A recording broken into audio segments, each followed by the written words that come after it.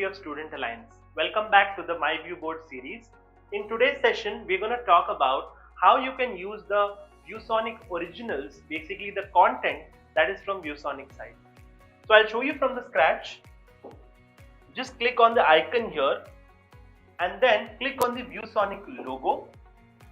As soon as that is clicked, you will be directed to the ViewSonic Originals where the content is from the top Ivy League universities. Now you just wait for it to load, and as soon as it is loaded, you will find different types of backgrounds and content where you can select the grades that you're looking for, the type of subject you're looking for, and what kind of level you're looking for in the content. So for example, in case you select science, and in case you select it for a particular grade, say that you're looking for an 8th grade or a 7th grade student, right? So you have different chapters here. For example, let me click on atomic structure.